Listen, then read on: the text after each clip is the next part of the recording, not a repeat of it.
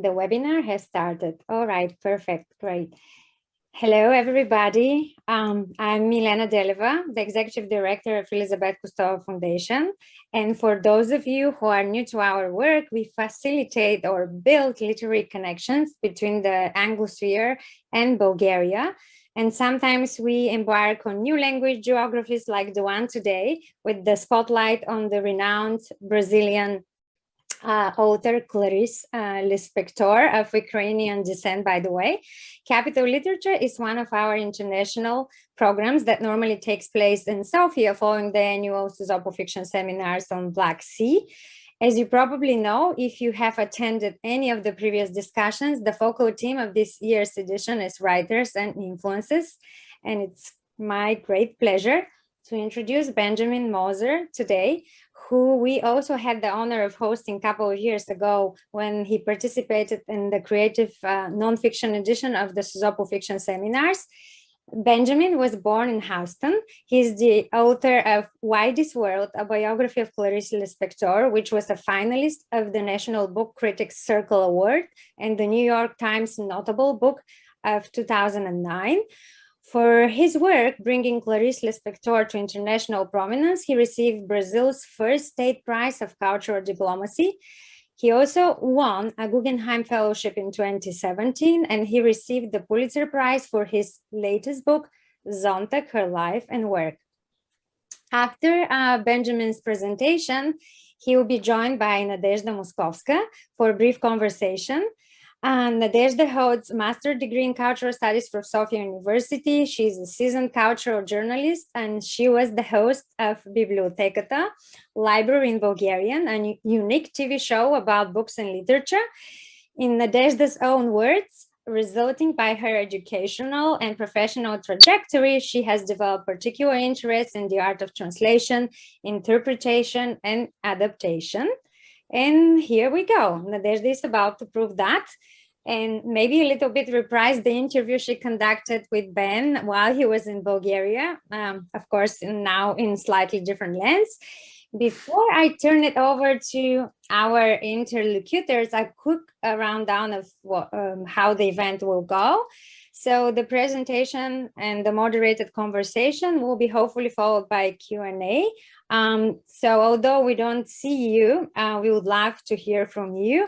Feel free to post your questions during the conversation already using the Q&A feature of Zoom. And if you're watching us now through the live stream on Facebook, and you need translation in Bulgarian, you need to join the webinar from Zoom, because only the original audio will be streamed, and the link will be posted on Facebook. Ако гледате събитието във Facebook и имате нужда от превод, моля да се присъедините към вебинара в Zoom. We will post the code of discount for the books that are published by Clarice Lispector in Bulgarian in the chat as well. I would like to thank the US Embassy and Sofia's municipality for supporting the series, and our interpreter today, Elena Alexieva. Thank you, Ben, so much for taking the time to contribute to this very important series, and the floor is yours now. Thank you. It's great to be here, even though I'm at my house. It's fun to sort of think of Sozopol and Bulgaria and kind of imagine going somewhere again, which I guess will happen soon. I am really happy to be here and to be talking about Clarice Lispector, who is one of my great heroes in life and somebody who's been with me for many years. I first discovered her in university in the United States. I had lived in Europe a little bit when I was younger, and so I went back to the United States for college, and I thought I would study a different language. So I thought I would study Chinese, which was this idea that I had developed because it was Asia, and I thought it would be interesting to do something completely different.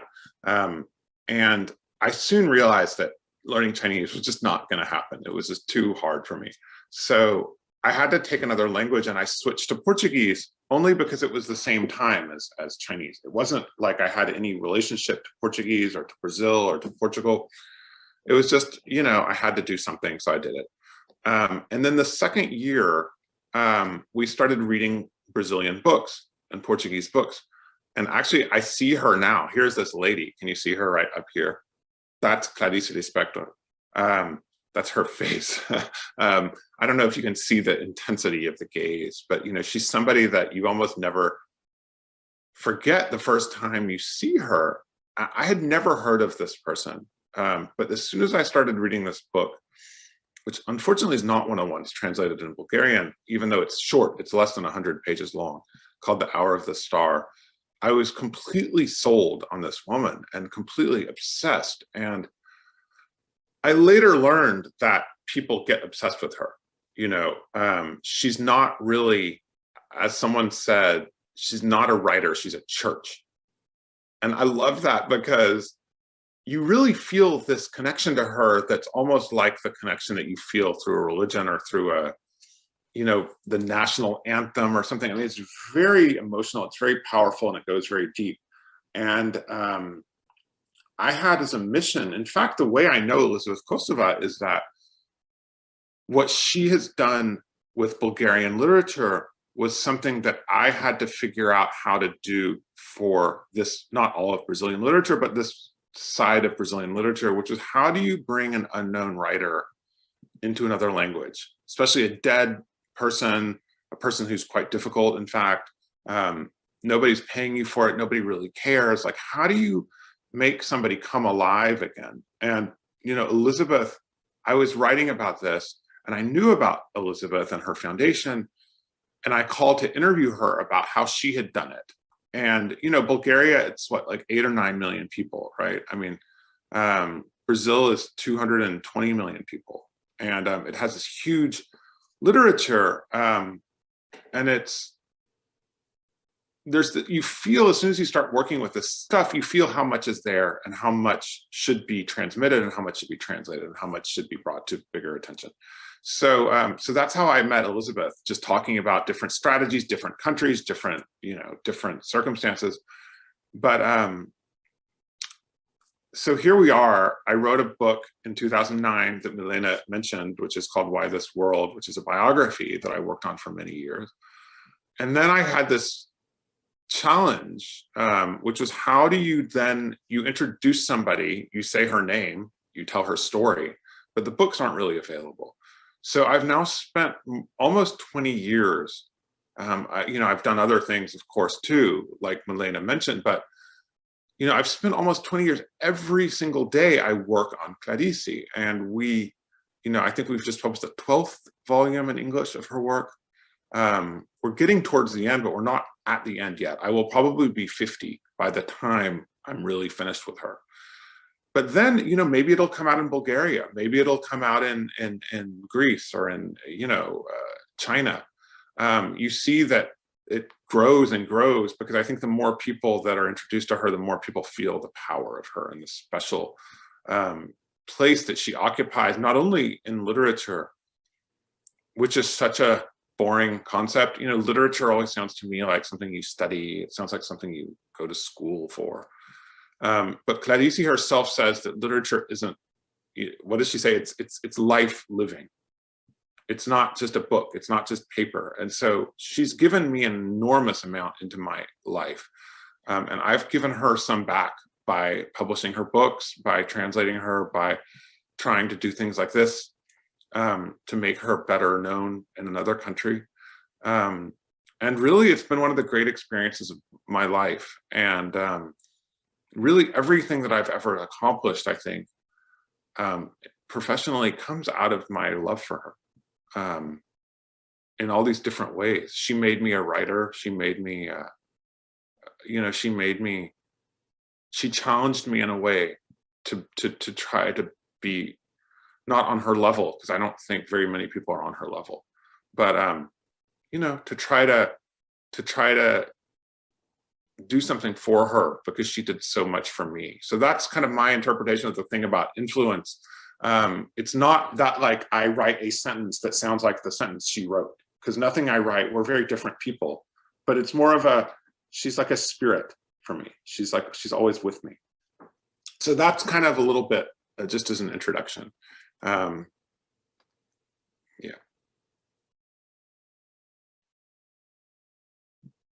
Thank you for this introduction. In fact, I'm really glad that it somehow went into directions I was thinking of before we started this conversation. I was about to ask you, what do you think about the very concept of influence? Just because to me personally, influences are more, let's say, quantum reality events. If you look at them, they exist. If you don't, they they just vanish sometimes. But what do you think about influences? I'm not only asking about the influence of Clarice on you, but also about influences. People have been speculating a lot about other writers that have influenced her, but how do you see influences in general? Well, I think it's very rare that it's really direct. I mean, I'm writing now about painting.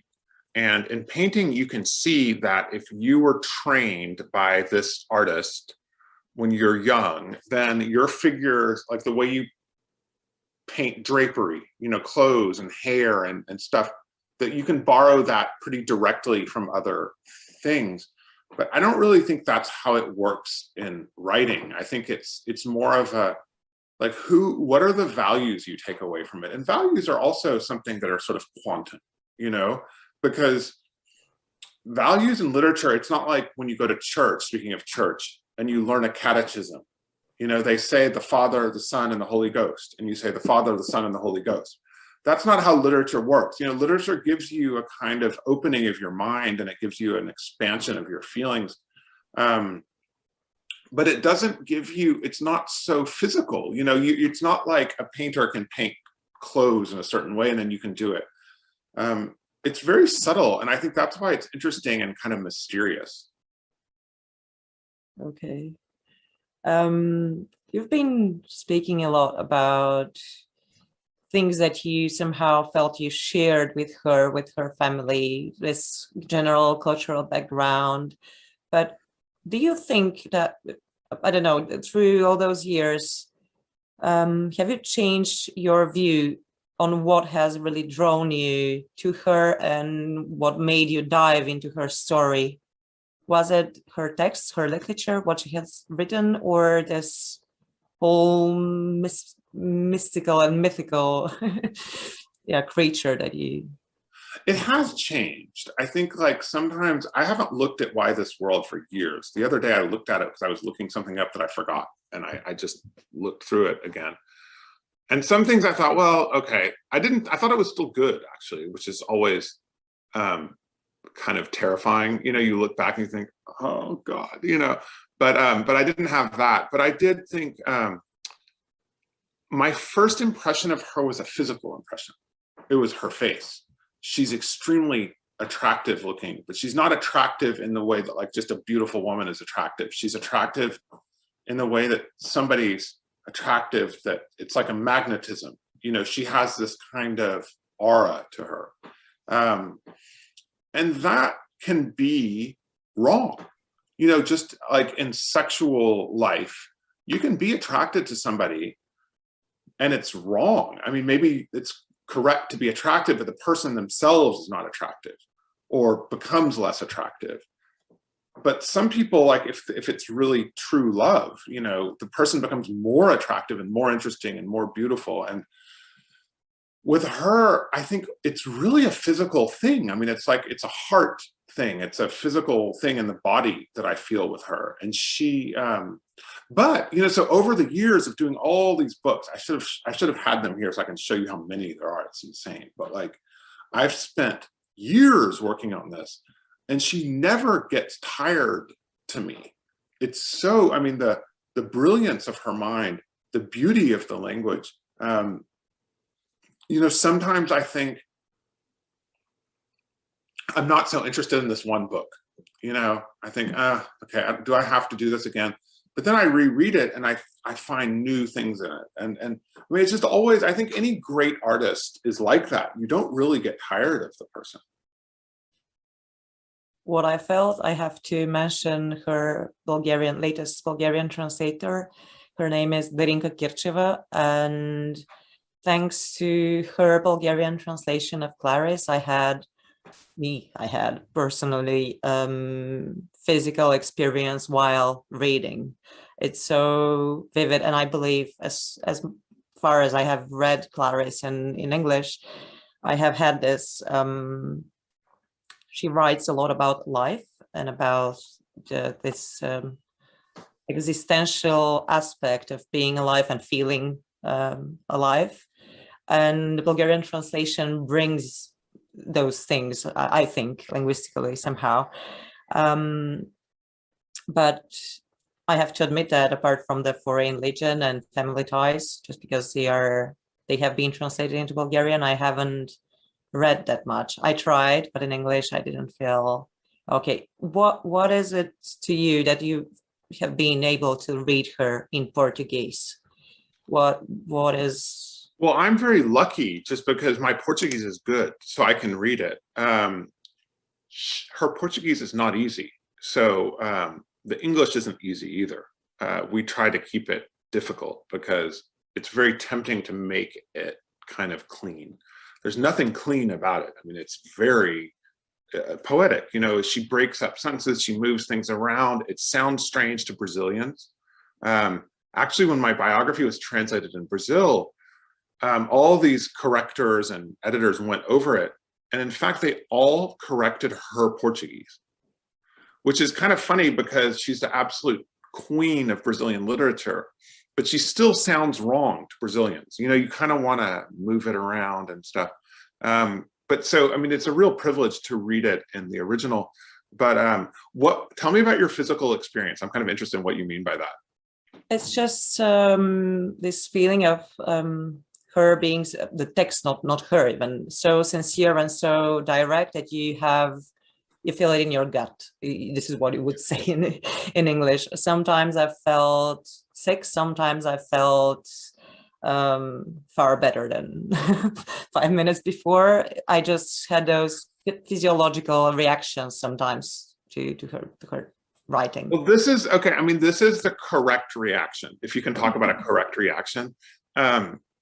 So because she's so famous in Brazil, and she kind of dominates Brazilian literature in a way that nobody else does. People, you know, you have to read it in school, you have to to get into university, you have to do this and that. And some people don't like it. And they're kind of embarrassed because not liking somebody like that, it's like insulting the flag or something, you know, it's like really embarrassing. But I always tell people, like, if you don't feel it, you don't feel it, it's fine. You can't force yourself to feel it. If you do feel it, then it's very powerful, but you can't force, you know, the reaction that you have, like, that's something you can't fake. You can't force yourself to have a reaction you don't have. So, and if you don't like it, once you have it, you cannot be forced to go on if it feels bad. It's right, and that's fine. Read something else. Yeah. There's a lot of books, you know, but it's funny that like she became this kind of required subject. You know, if you want to get out of Portuguese class in high school, you have to read this stuff, or otherwise, you know, she's on a very short list of the great classics of the national literature. So you have to be familiar with it. But it's kind of funny because it's almost like it's something so secret, you know, it's a very intimate relation you have with her. It's not the relation, I don't know, what about like Ivan Bazov? Do you feel connected to him? Shall I say that? Yeah. No, I don't feel connected. I just remember his house. I remember his stuffed dog and everything. And I thought, like, it felt really old, you know, it felt like really, like a totally different country, a totally different circumstances. And it's important, and I'm sure like in Bulgaria, if you get out of high school, you have to read it, but you don't necessarily feel that connection. And that can kind of destroy something that might be better if you just discovered it yourself. So maybe to talk about influence, I think a lot of the things that influence people are kind of the things that they discover rather than the things that are, you know, on the test. Yeah. Like I always feel that way about mathematics, which I was terrible at in school. But like, I think like if I decided I wanted to learn algebra, You would have. that might be really interesting now. But because it was like something I had to do, I hated it. But maybe that's unfair. I don't know. Maybe I'll learn algebra. I just thought about two, I don't know, points of, let's say, paradox. One of them is the question of nationality. You said she's part of this national canon. You have to read her at school, but there has always been this question about her nationality. People have asked, is she Brazilian? Is she not? People have been speculating, does she want to be Brazilian or she doesn't? What do you think about that yourself? I mean, well, I mean, so she's born in Ukraine. She's born actually not that far from Bulgaria. I mean, if you go up and then take a right, not far over the Romanian border, is the province of Podolia, which was a very, very poor, very isolated part of Europe. I mean, still today, it's far away from anything. You're not going to just be going to Podolia. It was a very poor area. And her family was forced as refugees to leave. They weren't immigrants. You know, they weren't just people who came for a better life or for something else. And they were Jews, so they weren't part of a sort of national story that people in Brazil could understand. Because the traditional Brazilian race is three, you know, I mean, this is the old idea. So it's a third Portuguese, a third African, a third Indian. That's the traditional idea of the Brazilian. So in the 20th century, people started immigrating to Brazil, like Dilma Rousseff's father came to Brazil from Bulgaria, but like most of them were Italians, Portuguese, a lot of Arabs, people from Syria and Turkey, usually Christian Arabs. And you know, these people were sort of similar culturally to the Brazilian majority, and they kind of, you know, they blended in and it wasn't a problem. But the Jews were always a little bit separate because they were refugees. They weren't immigrants. And so they had to kind of create this world for themselves, which they did. But like Clarice, you know, when we talk about how her language sounds strange, it sounds really strange.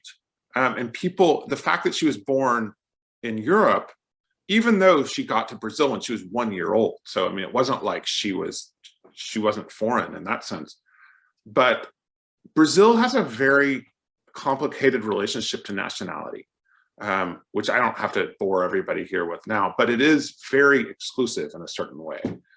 Brazilians tend to see the world as like, Brazil is here, and then the rest of the world is like there. And you don't really think about it. You might buy some stuff there every once in a while. You might go there for holiday, but like Brazil is a huge country.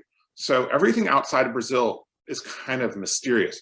And you have to remember also that Brazil was very isolated, not only geographically, but you know, during a lot of her life, during the dictatorship, which lasted from 1964 to 1985, Brazilians were not allowed to travel abroad.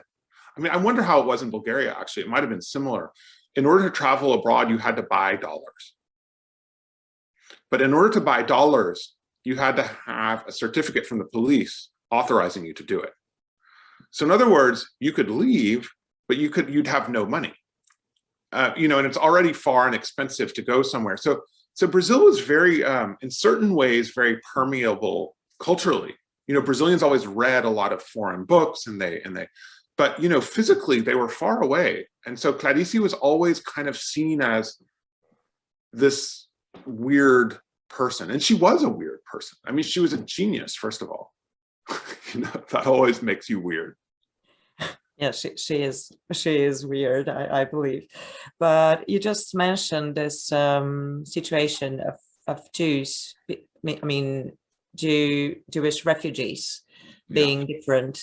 And actually you share a thing with her. As far as I know, your grandfather fled Nazi Germany. That's right. You, I don't know, do you think that you and Clarice or Clarice, I'm still not sure how to pronounce her name. They say Clarice. Okay, Clarice, okay. Yeah. Had you ever assumed that there might be something in common between you and her before you started your research? Well, yeah, because I have that background. So it's not my whole family, it's part of my family. My grandfather was from Berlin, and he came to the United States in 1938, which is a very long story. But I know those people. Now, he had a very different background. I mean, being from Podolia is very different from being from Berlin. I mean, my family were well-to-do, professional, urban people. I mean, my grandfather was a lawyer. I mean, if you read about Podolia in my book, I mean, these are really, really poor people. They weren't, but at the same time, I know, it's funny to say this, but I know what Jews are like. In a funny way, like if you were in Brazil and you saw a Bulgarian, you would see that they were Bulgarian. Like it would be 3 kilometers away and you could just tell.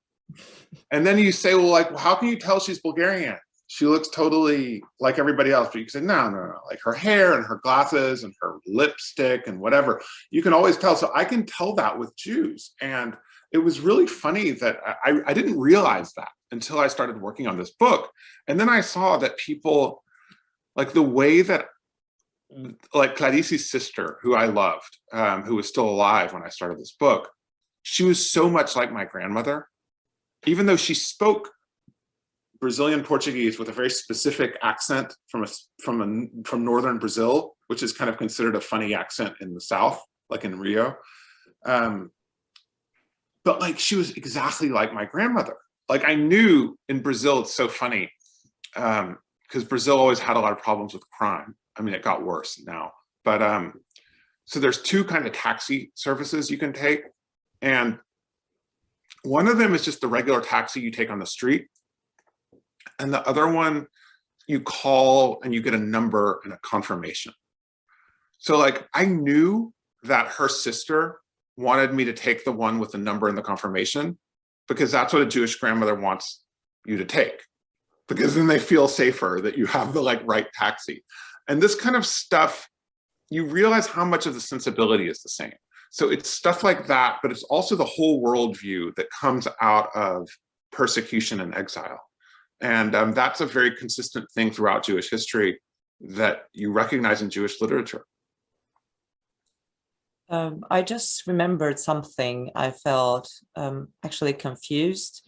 There is this place where you describe a photograph of Clarice and Carolina Maria de Jesus, I guess it's pronounced. It's actually a Black female writer.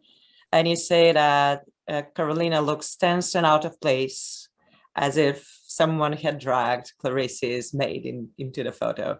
I felt really confused by that. And I thought, okay, he might be talking about the always incredible fact of social mobility. It's never comprehensible once you say it.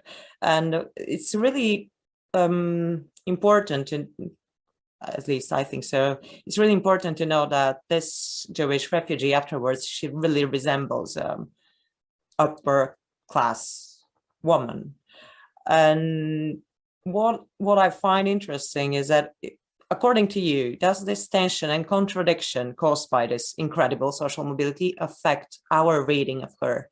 Do you think that this somehow affects us while reading? It does.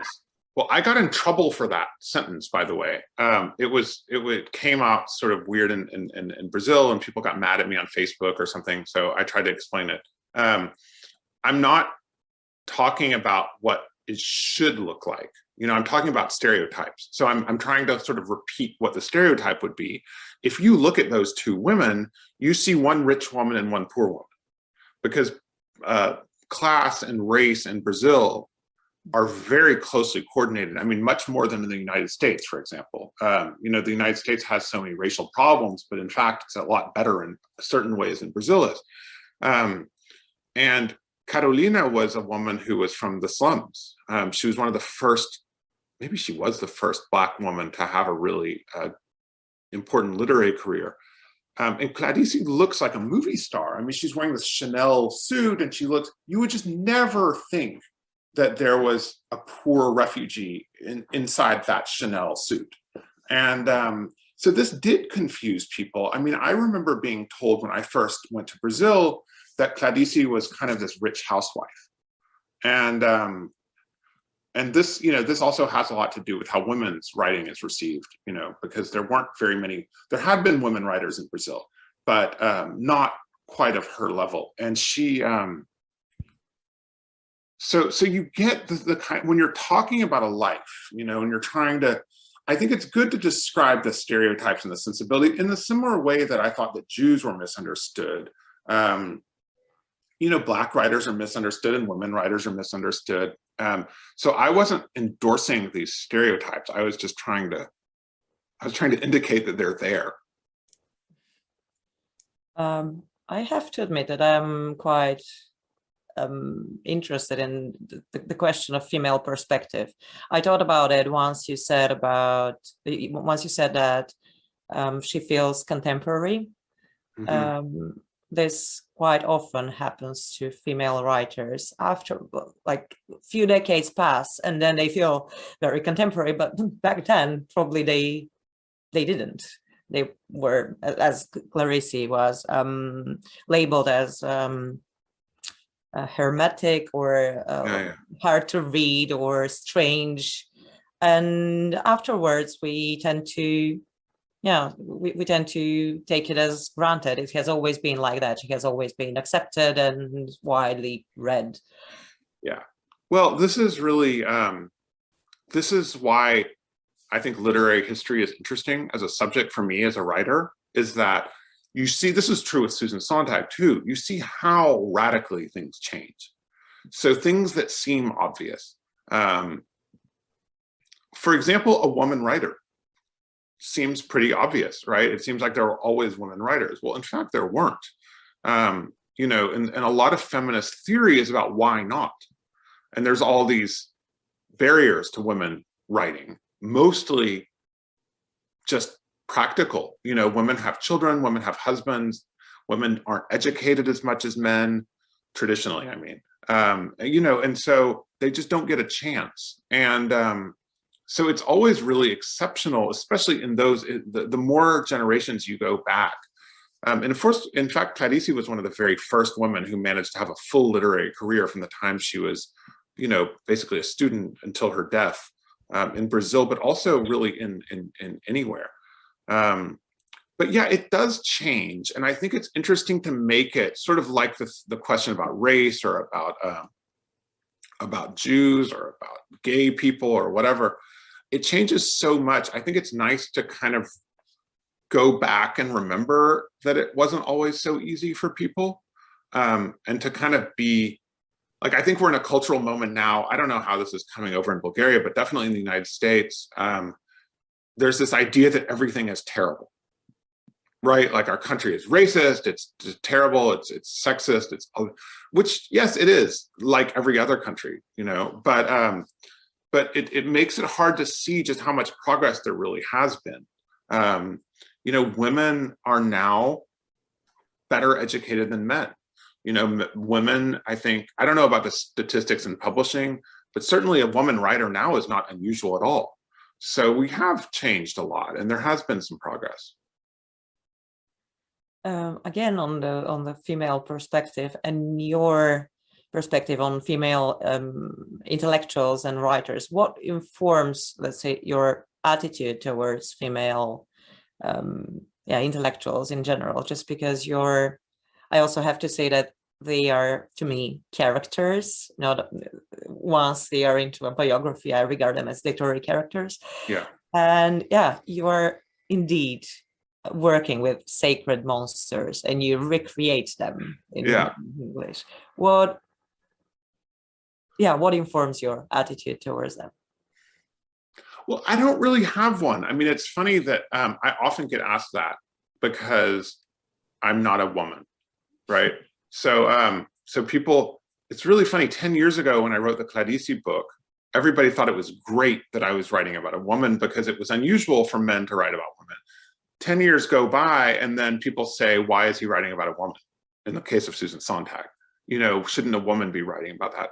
So that's something that's changed a lot in the last few years. But I don't really, I mean, I think I'm interested in these people. It's hard to say. I mean, I could give you a genealogy of women I've been interested in.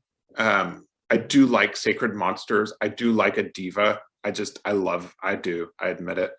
But like, ultimately, if you're going to spend as many years as I've spent on this, it has to be about the person. And yeah, okay, so she's Jewish, she's female, she's Brazilian. Okay. I mean, you know, all these things become sort of background. And really what I guess for me matters the most is her work, and the sense of, that sense of closeness that I feel to these people. But I wouldn't ever write, and there's so many women that aren't interesting, you know? There's so many men that aren't interesting. There's a lot of Brazilians that aren't that interesting. You know, I mean, I'm interested in these really exceptional, larger than life people, because I always find them inspiring and kind of terrifying too. We have a question here from participants in the webinar. What was the greatest challenge and what was the greatest joy of recreating Clarice in English? Well, God, that's something that I could talk about forever and ever. Yes. The challenge is, first of all, God, there's so many challenges. First of all, the language is really difficult. If you read Portuguese, you understand it. But if you have to take it, because she doesn't have difficult vocabulary, she doesn't have anything that's really strange that you don't understand, but it's a little bit off every time. So you're always kind of wanting to kind of reproduce that strange feeling that she gives.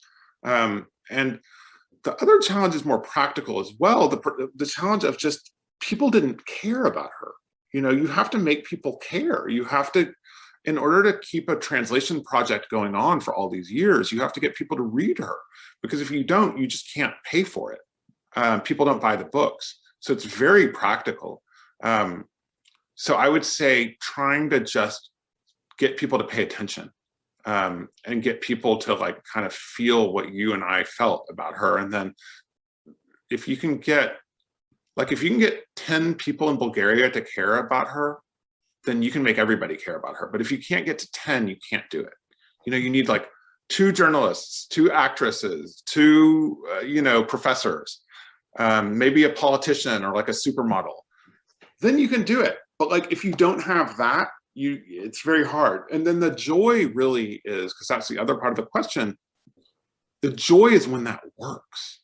You know, it's very hard. I think, you know, like Elizabeth and Milena know that it's very hard to get, you know, we can say a Bulgarian or a Brazilian to be read in English.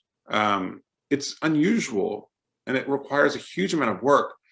And you never really think it's going to work. You kind of think, okay, well, at least the books will exist, right? It'll exist somewhere in a library. But then, you know, everybody turned out to love Clarice. So I was really proud of that. Yeah. I know that you tend not to believe in critical distance. This can be felt through your book. But still, did you have moments when you have, I don't know, told to yourself, no, go back to her writings, go back to the letters, don't fetishize her, I don't know, through what you have learned elsewhere, because there is this, yeah, people are talking about her a lot in Brazil. And as I imagine it, you might have, you know, had this feeling of mixing things, mixing what she has written and what the story this author, the world is telling about her. Well, you have to be really careful with that. I deliberately decided, I actually did something terrible. I just threw away a bunch of critical books about her that I've had, because there are hundreds of books about her. And I have them all here on these shelves. And you can see I have a lot of books, and this is not all the books I have. Every once in a while, I thought, okay, it's been 10 years. I need some room. I'm not going to look at these books again. But even when I was doing the book, I thought, if you want to write a book about Clarice Lispector, go ahead, you know, but that's your book. And this is my book. And I want to write about my thoughts about her. I don't need to cite every single person who's ever written about her. I mean, in Brazil, it is millions. Like every single student of Brazilian literature or Portuguese, like they all love her. And so they all want to write about her, just like I did. But ultimately, I thought I have to just follow my own impulse. And what you say about critical distance, I think that people, it's very academic when you're trained academically, as I was. You want a footnote for everything you say. You want like 3 famous people to support what you're saying. You know, you don't just say, I think this. You say, so-and-so at the Sorbonne thinks this. And I find that kind of distracting because I think, you know, if I want to know what so-and-so says, I'll read their book. I just thought about something you said earlier about literary history, that this is why it's interesting, because once you go back, you see that the context is not what you believed it was. But actually, I think that Clarice's texts are somehow misleading, because once you read them, they, I don't know how to say that, they are so strong that they stand on their own, and no matter what we make up, no matter what we say about historical context, they give you this impression of being here and now without the context. I know that it's not true. Yeah. As a reader, No, okay, so I'm glad you said that, because that's not what I mean about her books. Her books are utterly now. They are so still, and I've read them 100 times, and I still feel this boom in my heart every time I read her. But I think when you're writing a biography, you know, like about Susan Sontag, for example, you can read those texts and it's fine. But like, if you talk about being a lesbian in 1941, that is different from what it is now. Being a Jew in 1941, depending on where you live, you know, it could have been fine if you live in California, but if you lived in Germany, it was not fine. There's all these kinds of things that change, and I find that that makes, it doesn't necessarily add something to your understanding of the text that you're reading, but I think that if the text has the impact it has, then it's natural to be curious about the person behind it. Okay. I have to, okay, Milena is adding a question. You took the decision yourself and you made it a mission of your creative life to write and popularize Clarice Lispector while you were commissioned to write a biography of Susan Sontag. Can you compare the 2 processes, be it on the level of influence or not? Well, so this is what I mean when I say my whole life came out of, or my whole career came out of my love for Clarice, because I was, in fact, asked to write the biography of Susan Sontag after my first book was really successful. And, you know, nobody expected that book to be successful because everybody said, who's Clarice Lispector? And I said, well, that's the whole point of the book, is that you don't know who she is and you're going to know who she is and you're going to be obsessed with her just like I am. And that's what happened with a lot of people. And then I was asked, so, you know, you asked me again about women, like, am I interested in certain women? Yes, of course I'm interested in certain women, and certain women I'm not interested in. But, you know, once you do 2 books about women, everybody thinks, oh, he's the one who writes about women, you know, but it's not that similar. And I was worried about doing Sontag because, well, first of all, I didn't know that much about her when I was asked to do the book. I knew a little bit, but I mean, I knew the things that every American who goes to university and studies literature knows, which is like, honestly, it's like 4 essays. Like, I think I read On Photography, which is like 100 pages long. But I know what a biography is. It's years and years and years. And I also knew that I was probably never going to love someone as much as I loved Clarice, because she's just this towering figure. So I thought, oh, you know, this comes from somebody else's idea. But luckily, like, Susan is so interesting. And Susan also creates a very powerful emotional reaction, because she is this great hero And she really is just an unbelievably great woman. And she's also kind of a monster. She's incredibly brilliant. She can also be incredibly stupid. She's incredibly attractive and she's incredibly repulsive, you know? So when you're talking about writing about a character, like you see these people as characters once you're in the book, that's totally true. And I think that like ultimately what you really want from as a writer is you don't want like somebody who's always nice and harmless and doesn't do anything. Like you want somebody who's like, you know, this is why we're attracted to opera, you know, because like, or like Greek theater, like Medea kills her children. You know, Norma kills her boyfriend. Like, I think there's something in our daily lives. We're so used to kind of having these passions that we feel, but we're not really allowed to express in the same ways. You know, you're not allowed to say everything you want. You're not allowed to like tell everybody to fuck themselves. But like, it's sort of fascinating to watch someone like Susan Sontag who just does, you know, and so she becomes this character that I just thought was fascinating. But I don't think you should reproduce it. I think, you know, one thing is just very different. One book is different. One person is different. Was your research different because of the fact that you were the authorized biographer, and were people responding to your questions differently once you were already known and they knew that this is the book for about Susan Sontag? Well, it's very different because of the nationality too. You know, so I was talking about Jews in Brazil. So Jews will talk to me because I know how to talk to them because we have a similar cultural background. Just like you would know how to talk to an old lady in Bulgaria, like you know, like what subjects are okay and what subjects are not okay. And you know, like you don't come 5 minutes late, you come 5 minutes early. And so I had that in Brazil, but I was also not Brazilian. So I actually didn't know as much as I would have thought in another direction. But one thing is, I'm not originally born in New York, but I mean, I've lived a long time in New York, and Susan's world of New York intellectuals is something I know exactly. Like I know those people, they love to talk, first of all. They love to talk about themselves even more. So you just like, all you have to do, like I would have never put a microphone in front of a old Jewish person in Brazil. Never. Because, you know, not only are they refugees, but they lived in a dictatorship.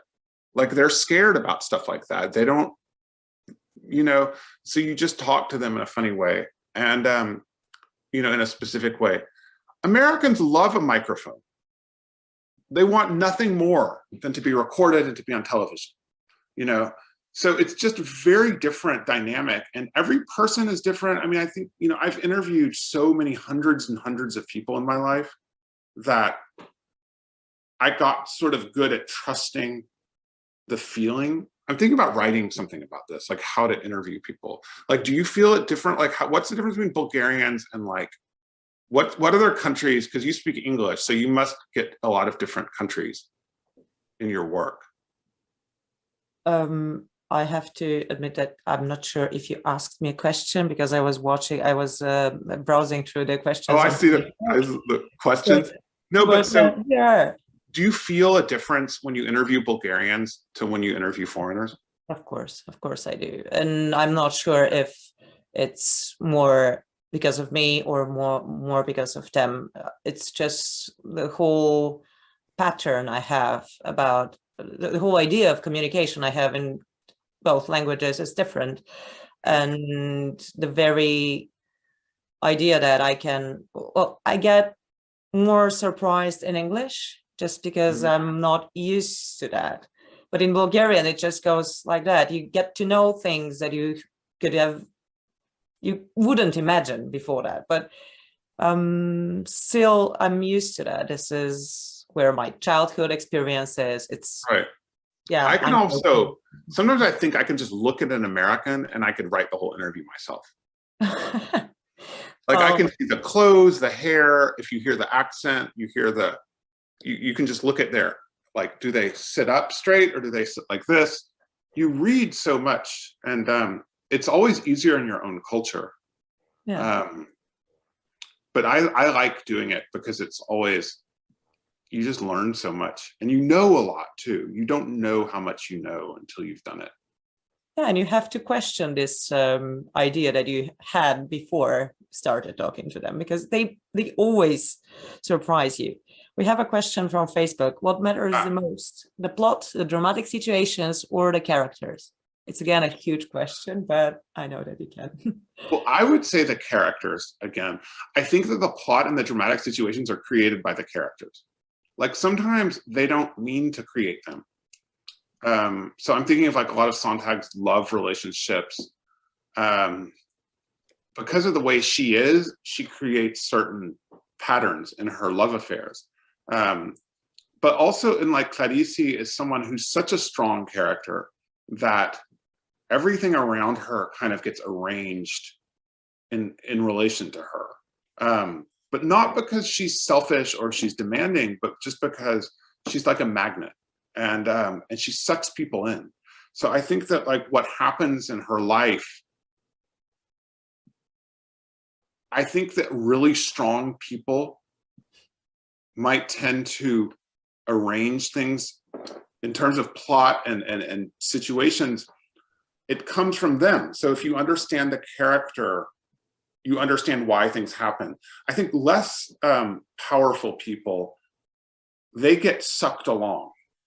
But these kind of people, they kind of create history in a way. It's fascinating to see. You made me think about something. Again, a difference, I'm not sure if it's true, but I see this difference between Clarice and Susan Sontag, which is the extent to which their own writing is autobiographical. It's just that Sontag, well, of course, she has those really personal interests, but when writing, she is not writing that much about herself. And Clarice, no matter if she's writing from the point of a man, a woman, or a child, or I don't know, probably even a cockroach, she's always introspective, and she has her autobiography already written within all those things that she has left. But did this make a difference to you while writing this? Well, I think everybody writes about themselves, but some people do it more deliberately.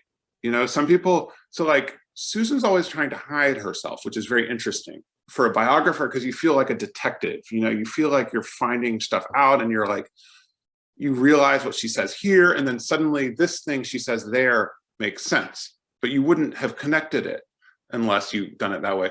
Whereas Clarice is so honest that it's a bit terrifying, actually, how honest she is and how much she reveals about herself. You think like you almost think you can't survive that degree of revelation. And in fact, Clarice died quite young. You know, she died at only 56. And I think that part of it was she was exhausted by the revelation and by the ceaseless searching to be truthful and to reveal herself.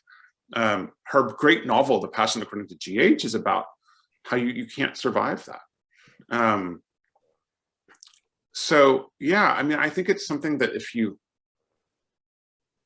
as a biographer, you also don't want to reveal too much, because you want to leave people a bit of their mystery, because you can make people seem boring or seem banal, you know.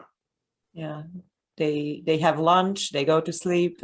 That's so boring. I hate that. I mean, people do that all the time in biographies. It's like, oh, they bought a cucumber. And you think, well, I bought a cucumber, but like, that's not why I'm reading this book. I'm writing this book because you were one of the great minds of your century, you know? And it is interesting to know that like they bought the cucumber because people like to know that like Susan Sontag had unhappy relationships just like everybody else, you know, or like had trouble with her mother or with her kid. But ultimately you want that, but then you really want what lifts her life above boring people's lives. I have to say that cucumbers and buying, I don't know, strawberries from the market is boring even in documentary cinema, and it can't be Oh my God. less boring in literature. But we have another question from a participant. Could you reflect a little on Clarice and the question of gender in Brazilian Portuguese and American English? Stories, chronicas or essays, novels, and her sensibility and style in the two languages.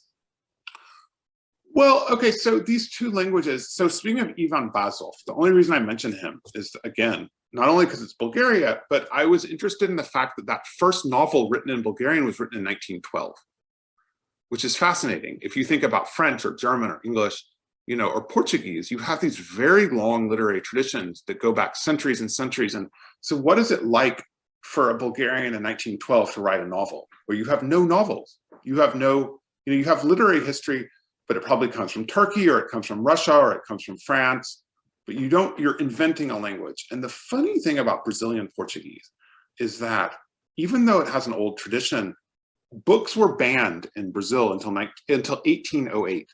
Printing was banned, books were not banned, but you couldn't, everything had to be published in Portugal. So in fact, Brazil had centuries of not having, of having basically a language imported from abroad and not being able to write in their own language. So it's funny that you feel this in Portuguese still. You feel that it's still something being invented. You have these rules, of course, because every language has rules about grammar and spelling, but you also feel like they're still open in a way, they're still being modified. And so there's a great poetic power to Brazilian Portuguese that when you put it into American English, which is an incredibly standardized classical language that has been around forever. I mean, you know, English in general has probably the oldest literary tradition in the world that's still, of any language that's still being written, you know, it goes back to the 7th or 8th centuries. So you feel a little bit restricted maybe in English. You feel like the way that Clarice can move around in this language, she's in a sense new to this language because she's an immigrant, but she's also coming into a language that's still being formed, in a language in a country that's still kind of figuring itself out. And so I don't know, that kind of makes her fascinating in a certain way, that there's a freshness to it. I just remembered a saying from an Icelandic author, Jon Kalman Stefansson is his name, and he said that language without literature is like a football player without a ball. But it was just something that I remember. Well, because language and literature are the same thing. I mean, this is something that people don't really realize. Like the difference between a language that's a language is a tradition. It's not, where's my cucumber? I mean, you can say that in any language. But if you come from a literary language and you are aware of that history, you realize how much of your brain is produced by literature, not the literature you've read, but by the literature that other people have read. So the ways that we in English express ourselves, the number of expressions we have from William Shakespeare, for example, that people say every day, they have no idea it's from Shakespeare, or things from the Bible. You know, the way that we see the world comes out of literature, whether we want it to or not. And then the rest of it is just communication. Maybe that's the difference between communication and language. Communication you can do with your hands, you can do with your eyes. There is this really nice question that I wanted to ask, but it came from a participant. Is her influence on your work literary or philosophical, if we can use this categorization?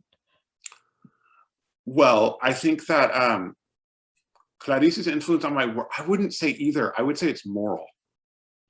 I would say the influence she has on me is this example. So like here she is like over my head, and that's actually a perfect place for her because she's always kind of looking down at me.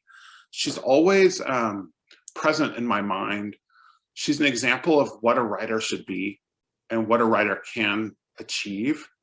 I mean, under very exceptional circumstances, because not everybody's a genius. I mean, I'm not a genius. I'm good at what I do, but it's funny that like, you know, I'm very aware, like I'll never achieve what she achieved. But everybody, I think between this is something about influence I think is interesting. So like between who you are, your own talent, and the great minds of literature, you start off when you're young wanting to sort of imitate them, wanting to be like them, and you realize that they also had those figures. You know, so Clarice read Dostoevsky. Now, she's not Dostoevsky. I think in some ways she's more glorious in certain ways than Dostoevsky because she's much more modern. But everybody has an aspiration that they don't meet. So you don't have to meet it. I mean, everybody falls short in some ways. And Clarice is very eloquent about, she describes herself as a failed writer, which is kind of sad for Brazilians, because I remember this guy telling me in Brazil, this young guy, who said to come after her, you feel like everything's already been said. So you have to kind of make your own way. And I think the seeking of that way, that's what makes literature kind of progressive, if it's progressive. Yeah, here we have a comment in the chat room that, so it is philosophical in a way. This is, yeah, they are trying to sum up what you yeah, well, because literary, I mean, I just think literary and philosophical, are they the same thing? They feel like the same thing to me. Once you call them moral, to me, they are the same thing. Once moral, you have ethics yeah. and aesthetics that are overlapping, then you... Well, so this is the whole point of my book about Susan Sontag, is that aesthetics and ethics were the same thing. I mean, she believes that. And it's kind of hard to explain with like 3 minutes left, but I believe it too. Oh, I have to admit that me too, but I have to, we have time for one last question. If anyone wants to, they have to urge a bit. I want to say a word about the title of your book. It's called Why This World? And the thing is that Clarice is daring to ask such questions. That's the point, right? This fascinates me. I think all of us ask those questions when we're younger, maybe when we're older too. You know, why are we born? Why are we going to die? What is God? What is love? You get older and you just think, okay, like I have to buy my cucumber. I can't really think about that today. Like, I'm just going to put that off into something else I'm going to worry about. And I think you learn not to ask those questions also because they're dangerous questions. They're questions that can make your whole world collapse. If you really want to know why are you going to die, and realize that you're going to die, this is something that becomes a religious and mystical question. It's not really a question that you can actually live with. And so I think her courage, this comes back to the question of morality and ethics, her courage in continuing to ask those questions, even though she knew it would destroy her, as in fact it did. I think that's the real legacy of her, is that she, in a sense, went farther for everybody who couldn't. What I first thought when I read the first short story of her, of course, I thought, how can you be so caring and so cruel at the same time? Right. And, what was the story? Do you remember? It's about the monkey, about Lisette. Lisette, oh God, yeah. And one of her kids, when he or she says, "Oh, Mom, you look so much like Lisette," and I was really shocked by that. you know what I'm talking about?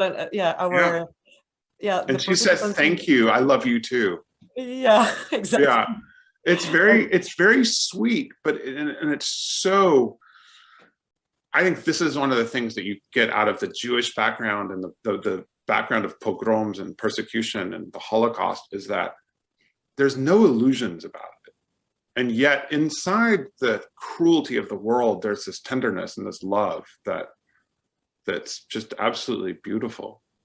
And this is what actually preserves life. If you cannot be cruel, you cannot take care of living things and of other people. This is what I think when I'm reading Clarice. And something else, just because I'm really, please, our participants, ask another question. I really enjoy talking to Ben, but I want you to participate too.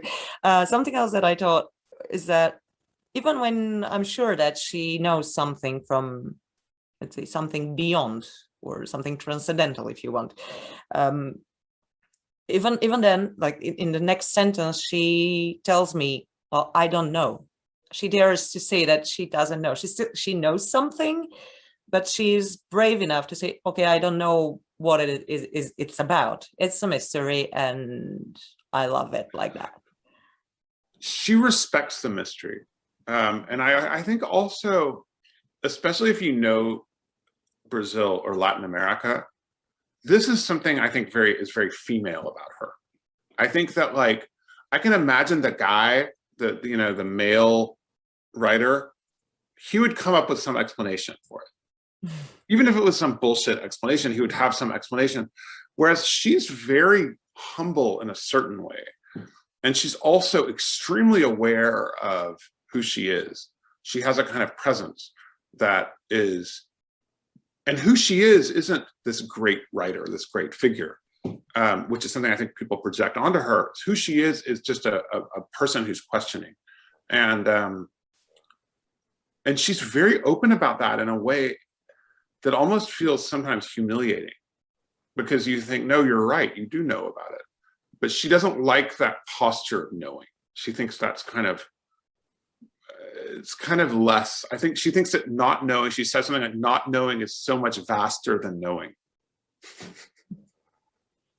I think that no one is asking more questions, and I think that we should put an end to this wonderful talk we had. I'm really glad we had you, and I'm grateful to Elisabeth Kostova Foundation that they invited me to moderate this discussion. I remember we were in that park in Sofia. Yeah, we were. In front of that kiosk, remember, with the library? Yeah. And now we're back. Čitalňata, and it's a public, like a library. It's like you can take it just for free, right? Yeah, yeah. Yeah, I remember it so well. It's fun to see you again. I'm glad to see you too. Let's see each other live sometime soon. Thank you so much, Bob. Thank you, Ben and Nadezhda, so much. Thanks, Milena. I hope Clarice will find new readers in Bulgaria and globally as well. And I use the chance to remind you that we continue with the series tomorrow with Dmitry Kenarov, who is going to present pretty much, I mean, similar situation, because he is writing a biography of Bulgarian writer who is well known in Bulgaria, but not globally. He's probably known with the case of his death, the poisonous umbrella. He was Bulgarian dissident, Georgi Markov, and Dmitry Kenarov is now on the mission of writing his biography in English. So if you have time tomorrow, the same time in Zoom, hope to see you again. Thanks a lot. Thank you so much, everybody.